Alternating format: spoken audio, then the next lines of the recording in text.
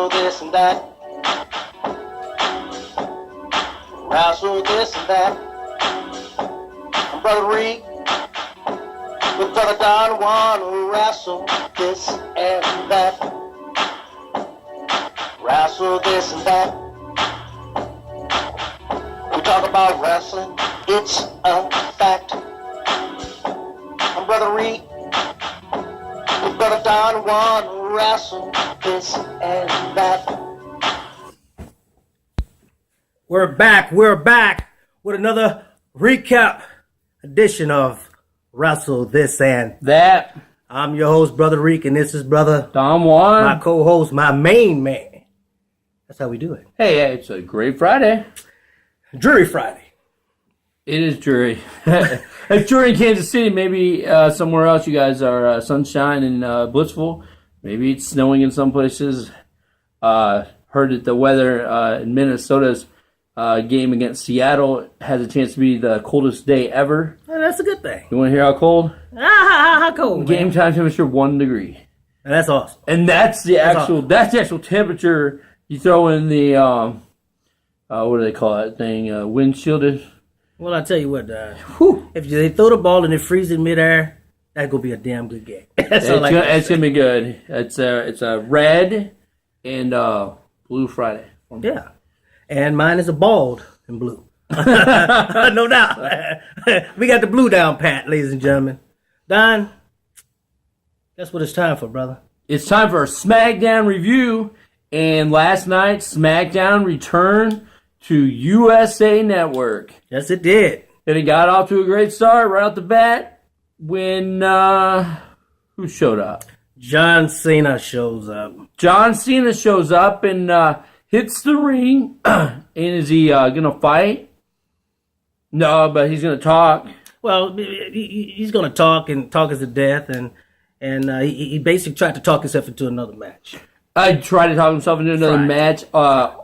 Also came out, he said, it's a big night, and I can't help but notice that on the USA Network, where I think USA, in the great states of the United States. Yeah, no doubt. There's no United States Championship match. Defense match. So he says, let's call out our champion. He calls out Alberto Del Rio, who's coming out buff as ever. And what does Del Rio tell him? You ain't getting no match. Not tonight. yeah, he says, you suckered me into it last time, John Cena. It will not happen this time. You and the League of Nations suckered me into it. But anyway, he didn't get a match. You can rest assured of that. He didn't get one. So John says, okay, you won't fight me. And you're not going to fight for the title. I ain't going to do it. But we want to see you in action anyways. So why don't you fight this guy who's had a great 2015? Yes, he did. Slammy Award winner. And who came out? My boy and your boy, Kalisto. Kalisto takes the match. Lucha Dragon. Yeah, and I guess this is kind of what it came down to was you got to kind of put Kalisto in some kind of picture because you don't want everything that he's worked lately to just fall to the wayside while Sin Cara's hurt. So you know that they're not going to jump for a tag team championship. So you just put him in the ring and see what he can do against United States champion. They put on a great match. Well, I say they put on a good match.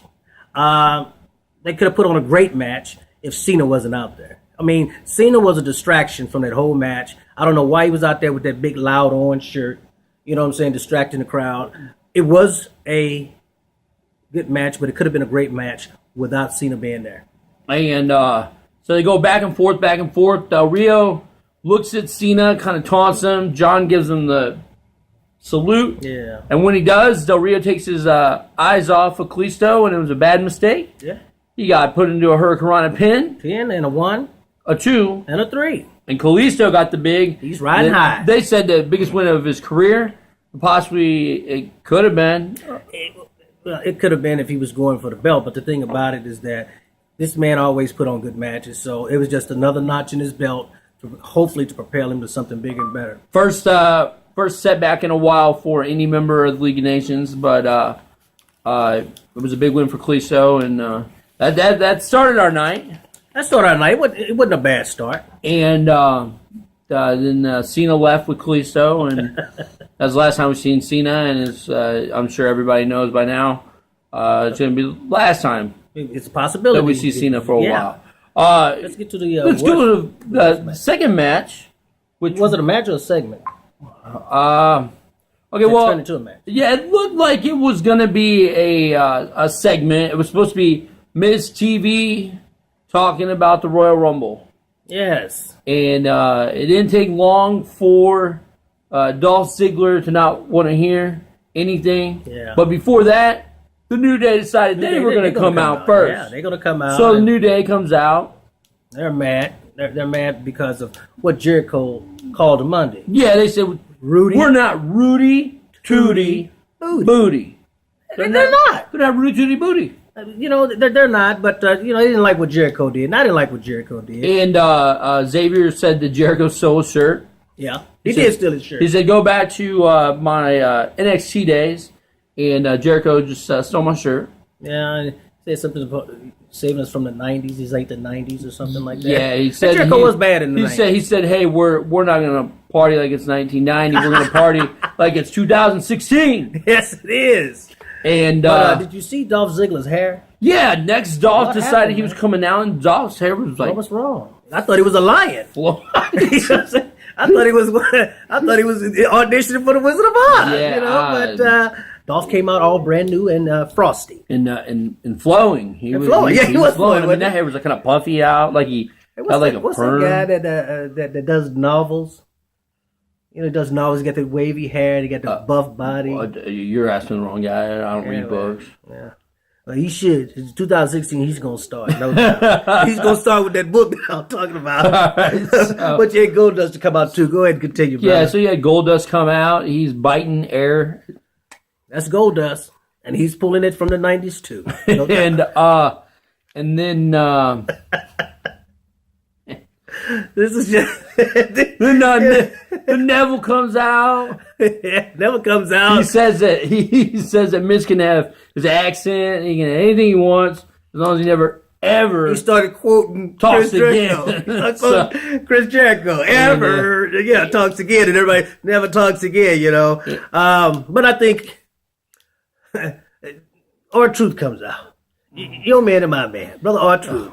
He comes out and he says he wants to be the first person to challenge for the United States, throw his hat in the ring for the United States Championship. But Miz says what? There is no U.S. Open challenge. And R-Truth says, "Oh, my bad. This was on me. His bad. Every week has been his bad, ain't it? Right, yeah. It's almost as though R-Truth doesn't remember anything. Yeah, he got those dreadlocks in his head. It may be a little too tight. It's a possibility. So, anyways, it spills over into a match, and it ends up being Dolph, Goldust, Neville, and Truth versus the New Day and Miz. May I go on record and say this was horrible? Yeah. This is probably one of the uninvited moments that they had on the show. They could have did without that. I figured, Don, why they didn't put Social Outcasts on there? I mean, if you was going to put something like this on there, right, why not continue to build them from Monday Night Raw? Right, I agree. This was just horrible. I mean, I just and then to put the WWE Tag Team Champions into something that horrible, it's just bringing them down. And that's just my my aspect of it. Yeah, I didn't really care too much for the match. It was horrible. Basically, it was on Monday night. We made Dolph take a hit, and now we're going to have him win. And I mean, the performance in the rings was good, but it was just it was just too much. It was a clown fest, if you ask me. It really was. Right. You had R-Truth bouncing like a rabbit with his booty out, and you had Goldust biting the air, and I mean, it just basically what ends up happening is New Day ends up outside the ring after Xavier Woods takes a big spill, and looks like he doesn't know where he's at anymore. He did. And then so you had all three of them in the outside the ring, and you had Miz in there by himself. They end up holding him, and then pickets. Dolph gets a super kick, and it wasn't even a great super kick. No, it wasn't at all. It was like one of his worst probably that I've seen, and he gets the 3 count on it. So it's kind of, and then Dolph decides that he's going to deliver one to R-Truth as well, and throw Goldust over the ropes, and then apologizes to Goldust, says, "Hey, I'm sorry, buddy, but at Royal Rumble, it's every man for himself." And that was the big problem there, because it wasn't the Royal Rumble. How are you going to throw one over the top rope and super kick the other one in the ring? He's not going over the ring. It was just something to me like they just threw together, and it was just, I mean. So yeah, so SmackDown, it was horrible. So didn't really care too much for that match. After it was over, it was time for the WWE Divas Women's Championship match between Becky Lynch and her former best friend Charlotte. They ain't best friends no more. So they had a little segment with Becky where basically she said, my former friend, and she's like, last year was hard because we both lost a friend, and then now like she does this, but she said that she's going to take the belt away from Charlotte, and Charlotte of course came out with Daddy old Flair, and it was a good match with both women showcasing their talents. Both of them did a bunch of suplexes. My favorite neck breaker off the second row. Yeah, there was another neck breaker off the second row. That's a good match, a good match momentum taker for Charlotte. But Becky started riding high, and she tried an armbar first to get Charlotte to tap. She doesn't tap. The match goes on a little bit more. Becky hits an exploder suplex. That wasn't good enough to get the job done. Charlotte had moments where she made covers after that neck breaker, and got two counts and then a 1 count. She's bound and determined to get this match won. Becky gets the disarmor on, and Daddy Flair helps out. Flair said, "My daughter's getting ready to." I say my wife. The way he treats her, I mean, daughter relationship. He said, "Listen, my daughter's getting ready to lose her belt, and I got to do something to save it." So he put her foot on the ropes. So he puts a foot on the ropes. Charlotte's tapping. Basically. Becky's like, "Yes, I did it," and they're like, "No, you didn't do it." So she's upset. She turns around. She sees that it's Nate that put the feet on the ropes. She goes over and looks at her, and when she does, that was just a distraction that Charlotte needs. Charlotte gets a roll up again, another roll up, and she uses her feet up on the ropes for the win, and she gets the 3 count and leaves Becky distressed in the ring, and Charlotte walks out and continues at the belt. This is just match 1 of a few that will go for a little bit. Eventually, someone's going to have to be in Becky's corner. Like maybe Becky's going to bring her dad or something. It's the reason why these girls are doing what they're doing in this ring, and I'll tell you down the road the reason why. But it looks like they're going to go with these 2 girls for a couple more weeks or whatnot. But as long as Charlotte has Ric Flair, that's what we want to see. So, interference and keeping her in the limelight, and that's what's keeping her in the limelight. Daddy Flair. Still want to see the belt come off of it, though. I do. But yeah, we do. But as of right now, there's nobody who can do it as of yet. So it went Charlotte's way, and it only left one more match, and match was the main event with Intercontinental match. The Intercontinental Champion Dean Ambrose taking on Kevin Owens. And match was a good. This match delivered. This match. These guys just like it delivered last week. These guys are great in the ring together. And they went all out. And about the only thing that I didn't like about the match was that it ended in a double DQ. But that's to prolong it. That's to keep it moving and to make you excited for the next time these 2 guys face one another. And the cool thing though is once the match ended, the action didn't. It spilled all the way into the back. Oh yeah. They were fighting over barricades. They fought on top of speaker cases. And they pull out all the stops on this. They ended up both going through a table. And I don't know if Dean Ambrose hit with a clothesline or just speared him. But yeah, they both look really, really bad. It was a great way to keep the momentum of their feud going. They obviously don't like each other, and it shows in the matches. Ambrose brings out the level of Kevin Owens that people want to see. The prize fighter, and both of them had great segments of moves. And like I said, it was unfortunate it ended in a double count out, but it's just to keep the feud going as well. Nobody's going to get the win on that. And then, like I said, and then just a great job of continuing to escalate everything. So, like I said, it literally ended with them showing both men through a table. So, the match itself was, like I said, really, really good. That's what really propelled SmackDown. It really did. Yeah, it was both matches, both championship matches, is what really helped SmackDown debut SmackDown. I think they could have did something else in the middle with the Miz thing. They really could have had a lot of other people they could have used.